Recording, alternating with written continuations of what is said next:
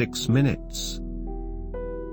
6 minutes after her heart had stopped beating, Layla pulled from her archive the smell of a wood-burning stove.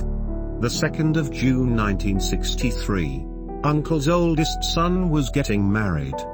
His fiancée came from a family that had earned its wealth through trade along the Silk Road, which, as many in the region knew but preferred not to mention when outsiders were around, was not all about silk and spice, but also about poppies.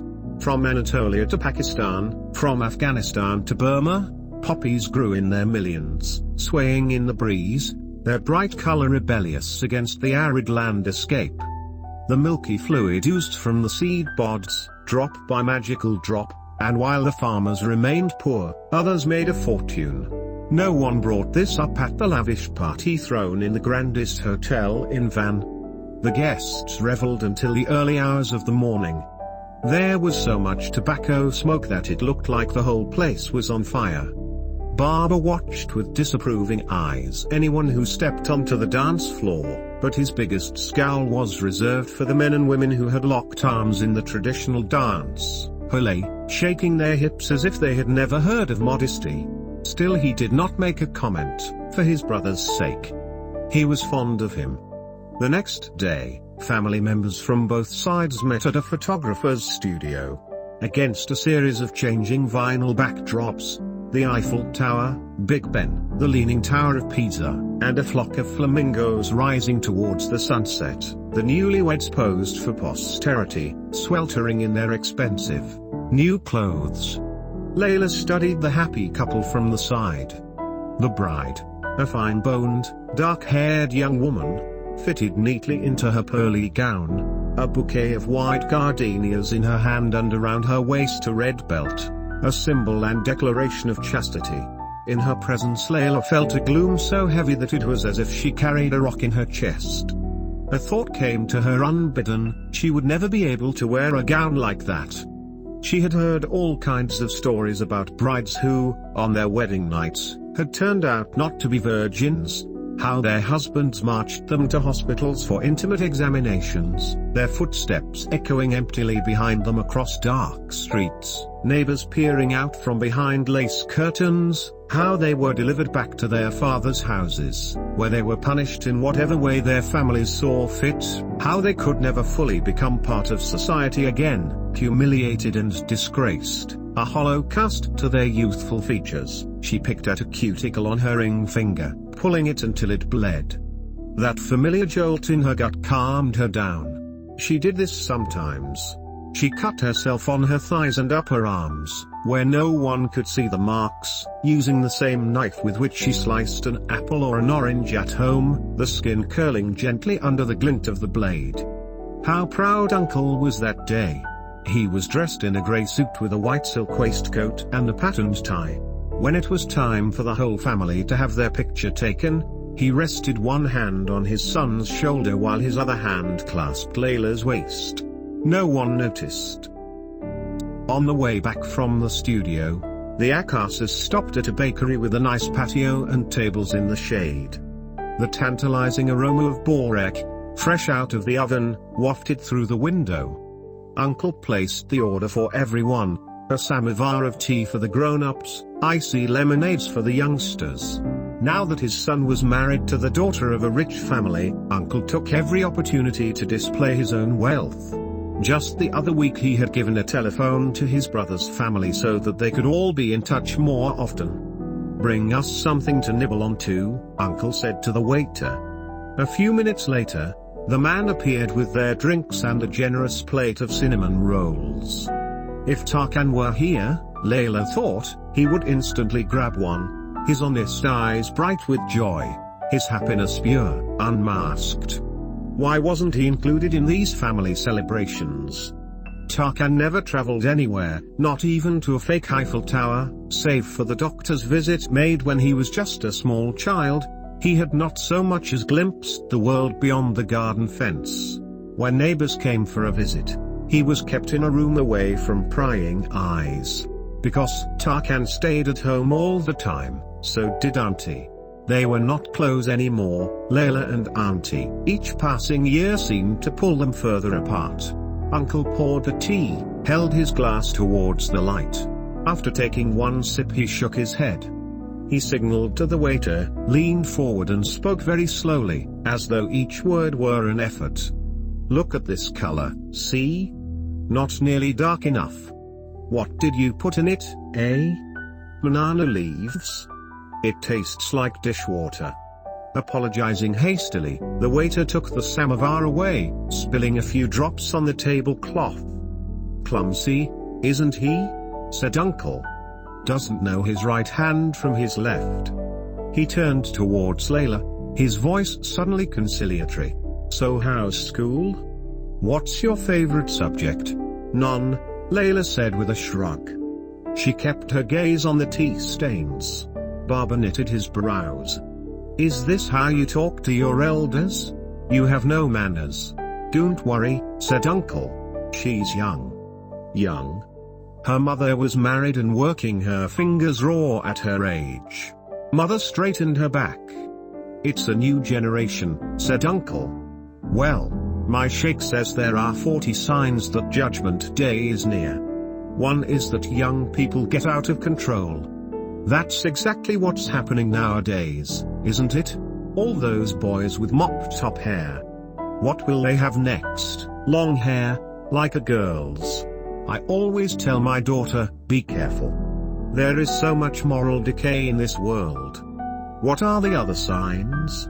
asked Uncle's wife. "I can't remember all of them off the top of my head." "There are 39 more, obviously. For one thing, we'll see massive landslides. Oceans will surge. Oh, there will be more women in the world than men. I'll give you a book where it's all explained." Layla noticed, out of the corner of her eye, Uncle watching her intently. She turned her head aside, a little too sharply, and that was when she saw a family approaching. A happy family, they seemed to be. A woman with a smile as wide as the Euphrates River, a man with kind eyes, and two girls with satin bows in their hair. They were looking for a table, and settled on the one next to theirs. Layla noticed how the mother caressed the cheek of the younger girl, whispering something that made her chuckle. The older girl, meanwhile, was inspecting the menu with her father. They chose their pastries together, asking each other what they would like to have. Everyone's opinion seemed to be of value. They were close and inseparable, like stones mortared together. Watching them, Layla felt a pang so sudden and sharp that she had to lower her gaze, fearing her envy would show on her face. By now the waiter had appeared with a new samovar and a clean set of glasses. Uncle grabbed a glass, took a sip and curled up his lips in distaste. "You have some nerve to call this tea. It's not even hot enough," he blustered, savoring his newfound power over this decorous, meek man. Shrinking like a nail under the hammer of Uncle's ire, the waiter apologized profusely and rushed back. After what felt like a long time, he appeared with a third samovar, so hot this time that it released endless curls of steam into the air. Layla observed the man's bloodless face. He seemed so tired as he filled the glasses. Tired but also annoyingly passive. And that was when Layla recognized in his behavior a familiar sense of helplessness. An unconditional surrender to Uncle's power and authority that she, more than anyone, was guilty of. With a sudden impulse, she stood up and grabbed a glass. "I'd like some tea." Before anyone could say a word, she took a sip, scalding her tongue and the roof of her mouth so badly her eyes watered. Still she managed to swallow the liquid and gave the waiter a lopsided grin. "Perfect." The man nervously glanced at Uncle, then back at Layla. He mumbled a quick thank you and disappeared. "What do you think you are doing?" Uncle said, more startled than upset. Mother tried to soften the mood. "Well, she was just Baba interjected. "Don't defend her. She's behaving like a crazy person." Layla felt her heart constrict. Here, in front of her eyes, was the reality she had quietly sensed all this time but told herself did not exist. Baba had sided with Uncle, not with her. It would always be like this, she now understood. Barbara's first instinct would always be to help out his brother. She pursed her bottom lip, scabby from picking. Only later, much later, would she come to think of this moment in time, small and ordinary though it may have been, as a harbinger of what was to come. Never in her life had she felt as lonely as she did now. Ever since Barbara had stopped tailoring clothes for westernized customers, money had been tight. The previous winter, they had been able to afford to heat only a few rooms in so large a house, but the kitchen was always warm. They spent a lot of time there all year round. Mother winnowed rice, soaked beans, and prepared meals on the wood-burning stove, while Auntie kept a close eye on Tarkan, who, if left unsupervised, ripped his clothes, suffered painful falls and swallowed things that almost choked him. "You'd better get it straight, Layla," Barbara said as Layla sat at the kitchen table with her books that August. "When we die and we are alone in our graves, 2 angels will visit us, one blue, one black. They are called Munkar and Neg-Ear, the denied and the denier. They will ask us to recite Surahs from the Quran, down to the letter. If you fail 3 times, you'll be bound for hell." He pointed towards the cupboards, as if hell were between the jars of pickled cucumbers that lined the shelves. Exams made Layla nervous. At school she had failed most of them. As she listened to Barbara, she could not help wondering, how would the black and blue angels test her knowledge of religion when the moment arrived? Would the test be oral or written, interview style or multiple choice? Would wrong answers lose her marks? Would she learn the results right away, or would she have to wait until all the scores were in? And if that were the case, how long would the process take? And would a supreme authority make the announcement, the High Council of Just Deserts and Eternal Damnation? What about people in Canada or Korea or France? Layla asked. What about them? Well, you know, they are not Muslim, generally. What happens to them after they die? I mean, the angels can't ask them to recite our prayers. Barbara said, why not? Everyone gets the same questions. But those people in other countries can't recite the Quran, can they? Exactly. Anyone who is not a proper Muslim will fail the angels' exam. Straight to hell. That's why we must spread Allah's message to as many people as possible. That's how we'll save their souls. For a moment, they stood still listening to the spit and crackle of the wood burning in the stove, and it felt like it was telling them something urgent in its own language. Barbara, Layla sat up. What's the most dreadful thing about hell? She expected him to say it was the pits full of scorpions and snakes, or the boiling waters that smelled of sulfur, or the biting frost of Zemaria. He could have said it was being forced to drink molten lead or feed off the zaqqum tree, whose branches bore heads of demons instead of luscious fruits. But after a slight pause, Barbara replied, it's God's voice, this voice that never stops shouting, threatening, day in, day out. He tells sinners they were given a chance but they have let him down, and now they must pay the price. Layla's mind was racing even as she grew still. God won't forgive? Barbara shook his head. No, and even if he decides to forgive one day, it'll be long after every sinner has suffered the worst torments. Layla looked out of the window. The sky was turning a mottled grey. A lone goose was flying towards the lake, strangely soundless. What if?